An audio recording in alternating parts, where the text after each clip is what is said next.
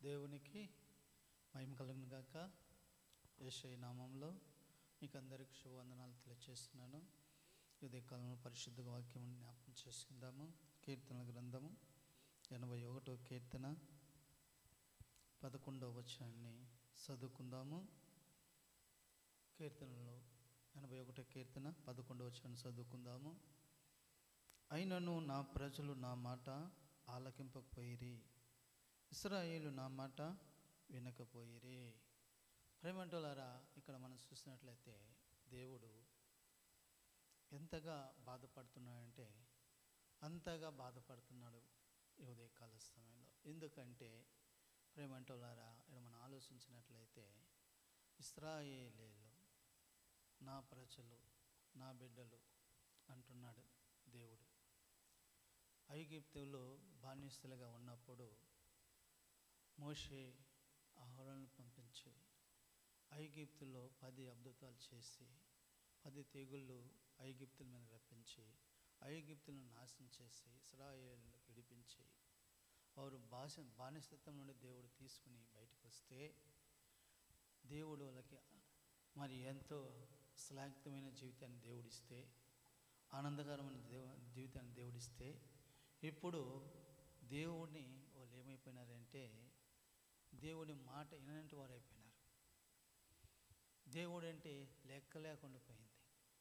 దేవుడు అంటే ఏమి నిర్లక్ష్యం అయిపోయింది.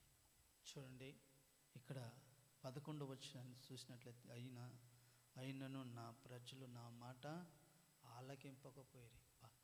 ఎంత బాధాకరమైన విషయం అండి ఉదయకాలంలో. ఒక్కసారి ఆలోచించుకుందామా? మనము వింటూ ఉంటాం, చూస్తూ ఉంటాం.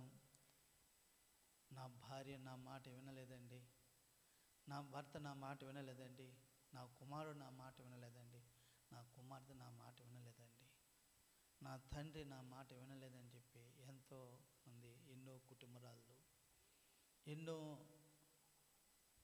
అసమాధానానికి ఏర్పడినట్టు కుటుంబాలు ఒకరికొకరికి ఏమి సమాధానం లేకుండా, నెమ్మది లేకుండా జీవిస్తున్న కుటుంబాలు లోకంలో మనం చూస్తున్నాం. నా మాటే వినేవాళ్ళు కాదండి అని మనం చూస్తున్నాం. అందుకే యెషయా గ్రంథాలు అంటారు, నేను పిల్లలు పెంచి నేను గొప్పవారు చేస్తే వారు నా మీద తిరుగుబడి ఉన్నారని చెప్పేసి దేవుడు సెలవిస్తున్నాడు. అవును ప్రేమంటులారా, ఒక్కసారి మనం ఆలోచించుకున్నట్లయితే ఈ మాట అయినను నా ప్రజలు నా మాట ఆలకింపకపోతే, దేవుడి మాట ఆలకించేవాళ్ళు, చెవి పెట్టి దేవుడి మాట ఆలకించేవాళ్ళు. ఏలీ అనేటి దైవజనుడు అనే ఆ కాలంలో మరి తన కుమారులు కూడా ఫినెహాసు మరి అంటే వాళ్ళ కుమారులు కూడా మరి యాజకులే అయినా కూడా వారు మరి దేవుడి మాట వెనుక, దేవుని మాట ఆలకింపగా, దేవుని సన్నిధి ఎత్తకుండా లోకము ఉన్నట్టు ఎత్తుకుతూ దేవుని సన్నిధికి వచ్చిన వారితో పాపం చేస్తూ దేవునికి విరోధంగా జీవిస్తున్నారు. మరి దైవజనుడు తండ్రి మరి అతను మరి వృద్ధాప్యంలో ఉంటున్నాడు, కళ్ళు కానరాని పరిస్థితిలో ఉన్నాడు. అయితే వీరేం చేస్తున్నారు? తన కుమారులు యెహోవాను ఎరగనట్టు వారే, దేవుని మాటను విననట్టు వారు అయిపోయారు. దేవుడి మాట విననట్టు వారు అయిపోయారు. దేవుడు పిలిస్తే విననట్టు వారు అయిపోయారు ఎంతోమంది. అయితే అప్పట్లో మరి సమూయేలు చిన్నవాడు. దేవుడు సమూయేలుతో మాట్లాడటానికి ఉద్దేశించాడు. సమూయేలుతో దేవుడు పిలిచినప్పుడు సమూయేలు అన్నప్పుడు నీ దాసుడు ఆలకిస్తున్నాడని చెప్పి సెలవేమని చెప్పి అప్పుడు ఆ యొక్క సమూయేలు విన్నట్లుగా మనం చూస్తున్నాం. ఈరోజు ప్రేమంటులారా, దేవుని మాట విననంటి వారు మరి ఎంతమంది ఉంటున్నారో దాన్ని బట్టి దేవునికి ఎంత బాధాకరమైన విషయం ఒకసారి ఆలోచించండి. అట్లా వినకపోయినప్పుడు మరి ఏలీ కుమారులు ఏలీ అంటే దైవజనులకు వచ్చినట్టు నష్టం ఎంతో మరి భయంకరమైన మరణాలు వచ్చేస్తాయి, నాశనం వచ్చేసింది, చనిపోయారు. ఫిలిష్తీయులు శత్రువులు చంపేస్తారు. ఎంత భయంకరమైన విషయం ఒకసారి ఆలోచించుకుందామా? ప్రేమంటున్నారు. ఇక్కడ మనం చూసినట్లయితే ఇంకా కింద భాగం, ఇశ్రాయేలు నా మాట వినకపోయిరి, ఇశ్రాయేలు నా మాట వినకపోయారు. దేవుని మాట అంటే ఈ రోజుల్లో ఎంత నిర్లక్ష్యంగా, ఎంత భయంకరంగా జీవిస్తున్నారు. దేవుడు ఎవడున్నాడు? దేవుడు మాట్లాడున్నాయి. దేవుడు ఎవడున్నాడు ఉంటే మాకు చూపించండి అని చెప్పి బాధాకరంగా చేసేవాళ్ళు ఇలాంటి వారు ఎంతోమంది ఉంటున్నట్లుగా మనం చూస్తున్నాం. వీళ్ళు ఎవరంటే లోకస్తులు కాదు, అన్యులు కాదండి. వీళ్ళు ఎవరంటే ఇశ్రాయేలు అంటే దేవుని ప్రజలు, నిబంధన ప్రజలు, దేవుని ప్రజలు. ఇట్టటి ప్రజలే దేవుని మాట ఇశ్రాయేలు నా మాట వినకపోయేది. దేవుని మాట ఈరోజు వాక్యం వింటున్నా ప్రేమంటి వాళ్ళారా, సహోదరుడ సహోదరి, వాక్యం వింటున్నాము. నువ్వు ఈరోజు దేవుని మాట వింటున్నావా?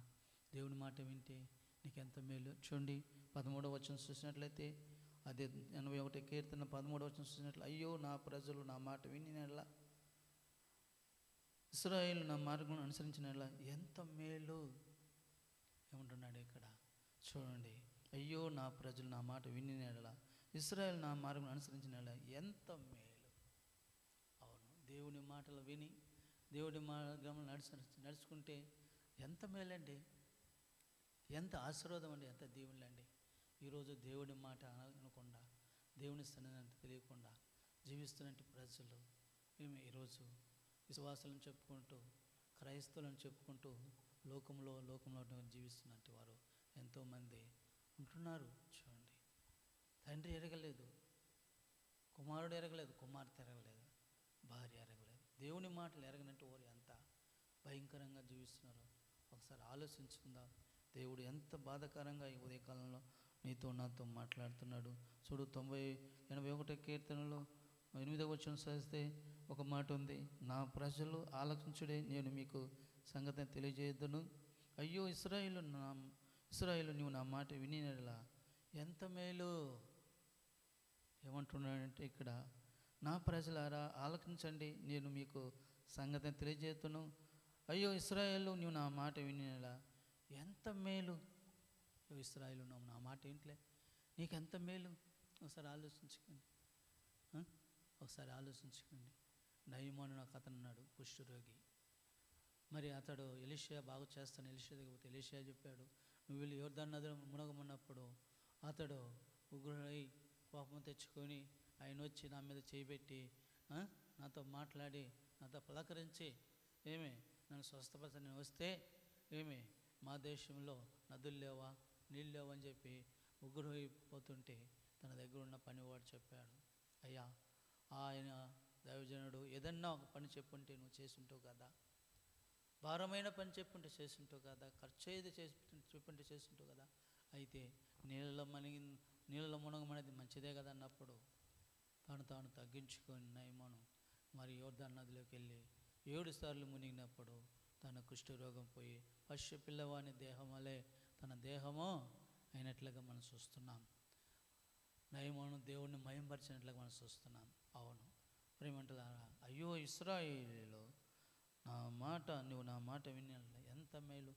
అవును, దేవుని మాట విన్నాడు నయమాను, మేలు పొందుకున్నాడు. ఈరోజు మనం దేవుని మాట వింటున్నావా?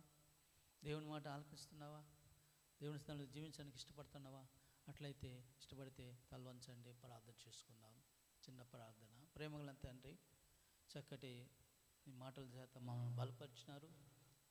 ఈ మాట విని ఆలకించి దాని ప్రకారం జీవించినప్పుడు మాకెంతో మేలు, ఎంతో దీవెన. కాబట్టి అలాగే పొందుకొని నడుచుకున్నట్లు మాకు సహాయం చేయమని యేసయ్య నామమున ప్రార్థిస్తున్నాను తండ్రి.